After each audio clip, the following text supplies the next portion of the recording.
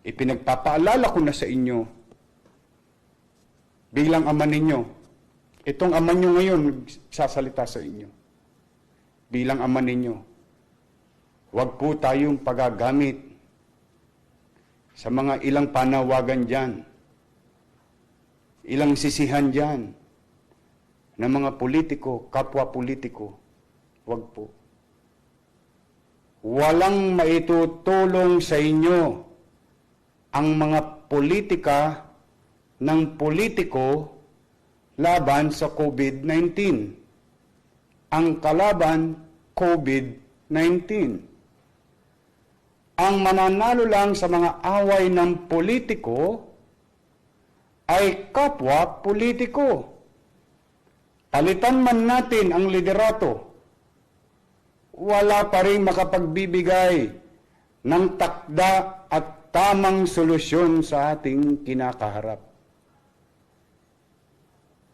Maghunos dili po tayo. Paulit-ulit ko pong sinasabi. Si COVID-19. Ako po bilang ama ng lungsod ng Maynila at Kapitolyo ng bansa. Sa maliit kong kaparaanan, magamit ko man lamang ito. Ako'y nananawagan sa mga liderato sa national government, oposisyon, administrasyon, lalo na sa mga hindi nagkakaunawaan. Pwede ho ba? Pwede bang makisuyo sa mga kapwa ko politiko? Pwede ba? 90 days lang. Pahinga muna tayo. 90 days lang. Pahinga muna tayo ng politika. Pwede ba makisuyo yung pagkakainis natin sa isa't isa bilang politiko? Pwede ba 90 days lang? Ibuhos natin lahat ng resources natin. Administrasyon, oposisyon, may kiling sa kaliwa, may kiling sa kanan. Pwede ho ba? Bilang ama ng lungsod ng Maynila na bahagi ng ating bansa. Ako po, nagsusumaamo sa inyo, mga senador, congressman, lahat kaming mga politiko. Nagsusumaamo ako sa inyo. Huwag kayong maghanap na ng butas. Hindi bawat salita ng kasalukuyang leader ay binibigyan natin ng halaga o ibang kahulugan. Hinihikayat ko kayo, total magagaling kayo. I-donate nyo lahat ng sweldo ninyo. Lahat ng kakayanan ninyo, ngayon nyo ipakita sa tulong sa tao. Walang magaling dito. Walang mahusay sa laban na ito. Paulit-ulit kong sinasabi, wag na kayong lumayo sa pagkukumpara. Matatayog na ba sa tiklop? Himbis na nag-araw-araw na babalita sa telebisyon, sa radyo, sa mga social media, kanya-kanyang bayad tayo ng mga kung sino-sino para yung inyong mga political interest isulong ninyo. Pwede ba akong makisuyo bilang ama ng lungsod ng Maynila na kapitolyo ng bansa? Pwede ba kayong makinig muna? Alam ko wala ako sa poder na pagsabihan kayo. Pero ako ngayon, hindi lang ako nagsasalita bilang alkalde ng lungsod, but bilang isang mamamayan din na marami na nagugutom. Huwag na natin sisihin kung sino ang mali. Wala pong tama sa sitwasyon na ito. Wala pong tama sa mga salita ninyo.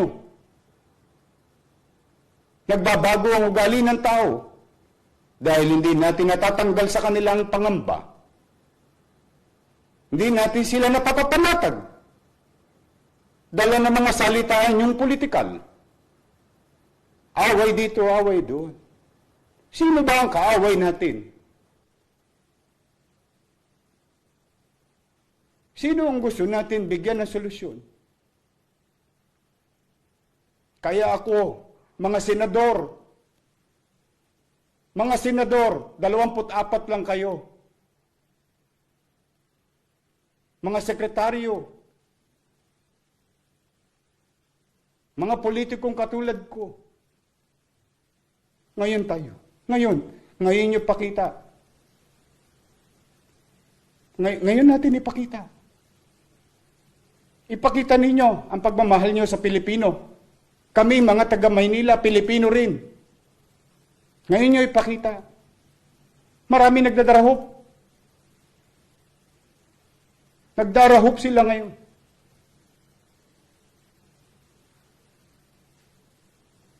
Maswerte kayo, mga pinagpala kayo. Maswerte tayo, nakaluwag tayo sa buhay. Paano yung naghihikahos bago pa mangyari ang krisis na ito? At lalong naghihikahos sa kasalukuyang krisis na ito.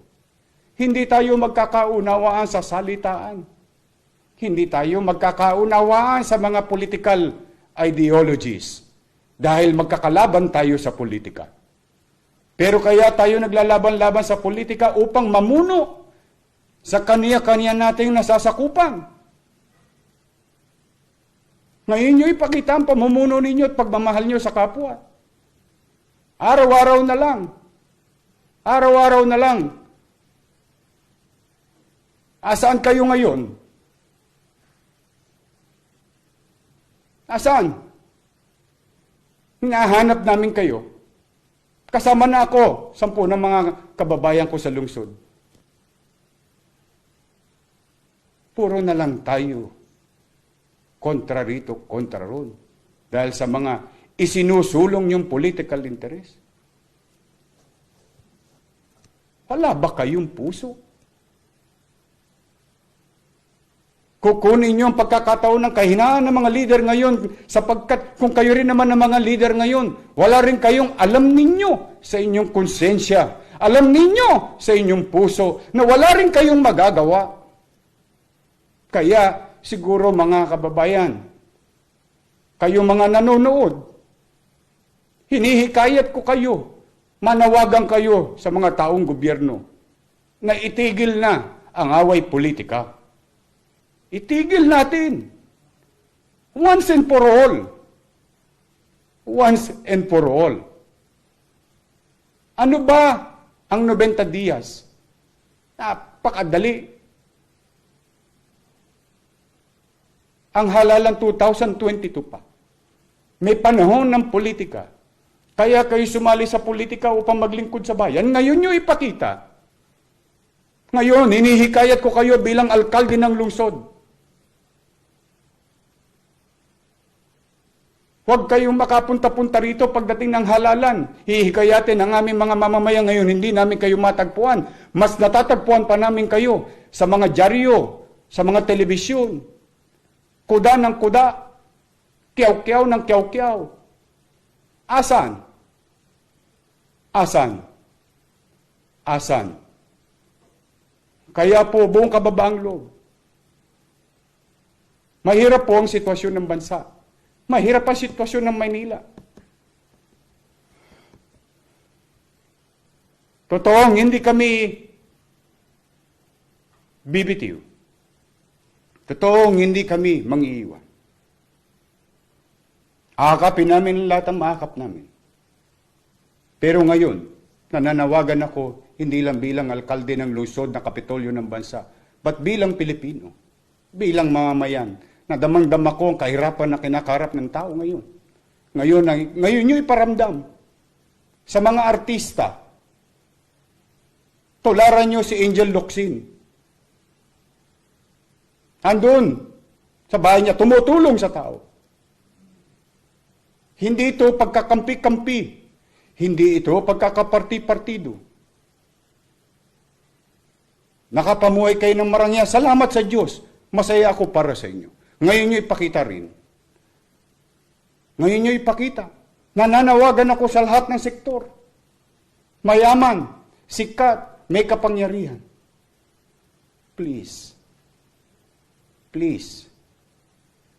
focus ourselves. Focus on our fight. Ang kalaban natin, COVID-19. ang kalaban natin walang pinupuntiryang katatayuan ng tao sa lipunan. Magmuni-muni kayo. Umupo kayo sa isang tabi. Huwag natin usisain ang mga plano ng pamahalaan. Hindi ito panahon ng pag-uusisa. Hindi ito panahon ng pagkukuda. Ito ang panahon sa mga halal ng bayan na maglingkod ng tapat. Sa panahon ng pangangailangan, hindi sa panahon lang ng kasiganahan. Hinihintay tayo ng tao.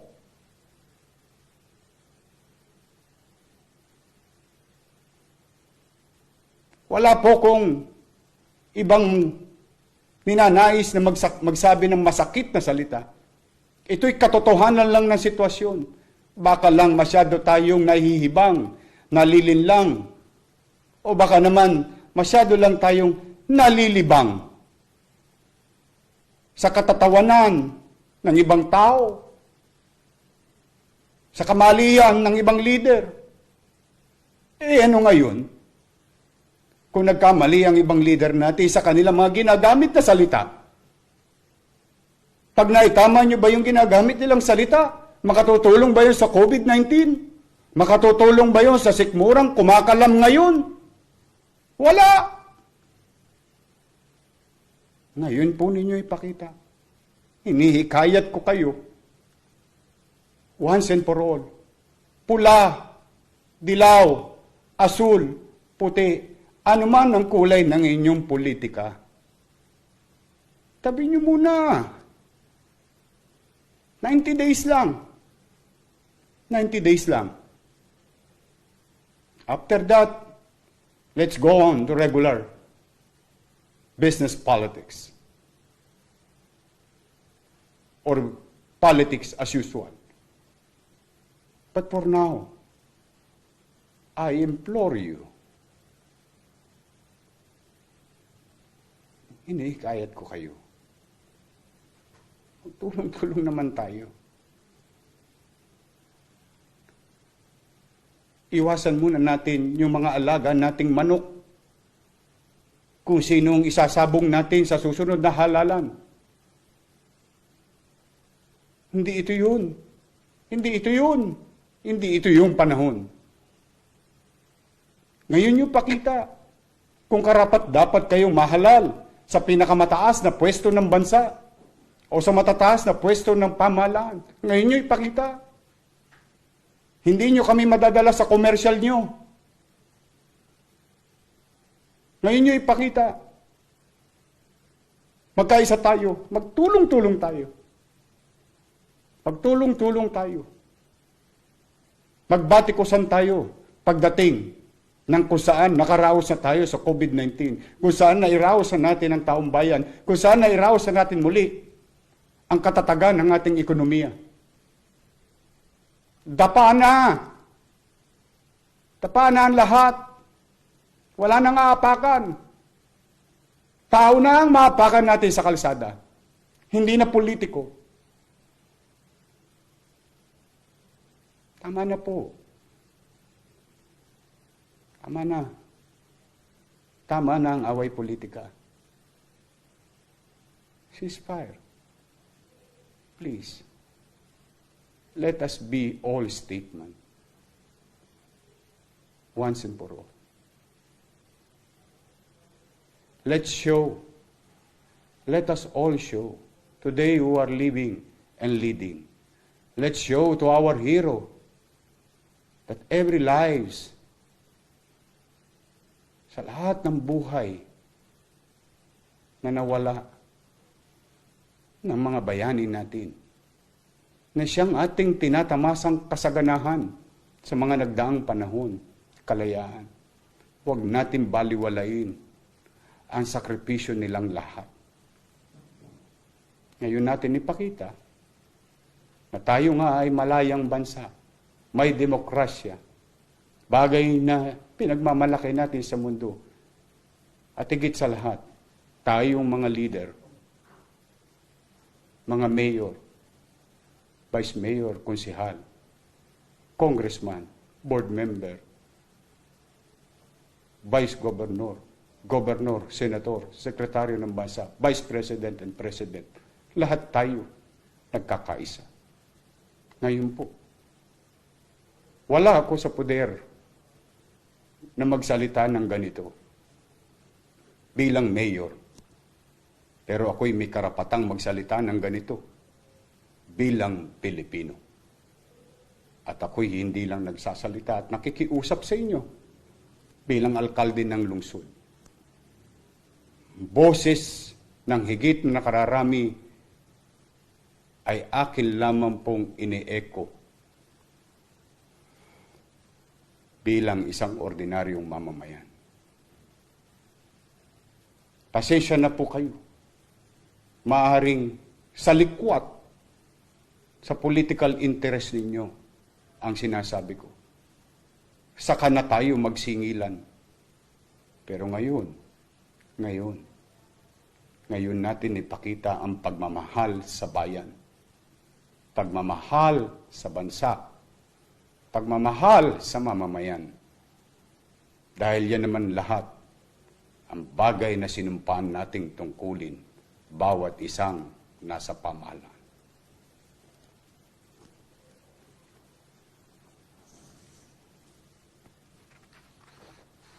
Kung ako man may nasaktang damdamin ng mga politiko, pagpaumanin ninyo.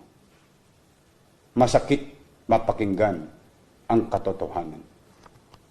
Pero wala akong ibang masamang intensyon. Ang intensyon ko lang, we must act in unison in our action. Sa puso, isipan, o salita at gawa. Pilipino tayo. Kapwa Pilipino.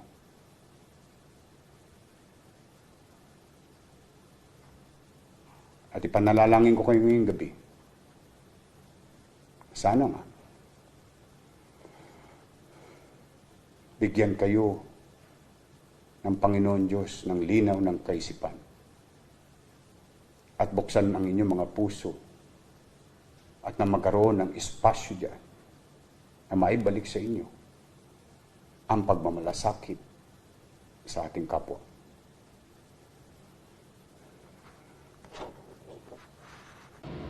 So yun po, napanood po natin yung pong napaka-emosyonal na speech ni Yorme Isko na nakikiusap po, nagmamakaawa sa mga politiko na tama na muna po ang politika sa ganitong panahon. Ngayon po ay panahon para po magsilbi, para po magbigay ng taus-pusong serbisyo sa mga Pilipino. At ang dami pong nahihirapan po ngayon. Kitang-kita po yan ni Mayor Isko from all angles po, from frontliners, kung yung mga tao din po na nasa mga bahay nila na walang makain. So kitang-kita po niya yung hirap. Ngayon po ay hindi po panahon para po sa politika.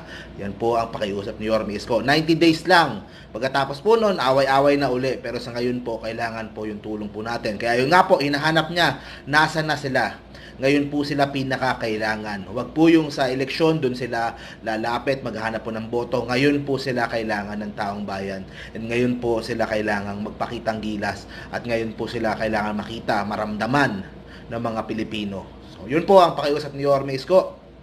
Medyo mahaba na yung speech niya, so gagawa na lang po ako separate video regarding my complete reaction to that. So, okay guys, thank you very much po. See you po sa next video po natin. Pilipinas, God first. Bye-bye guys.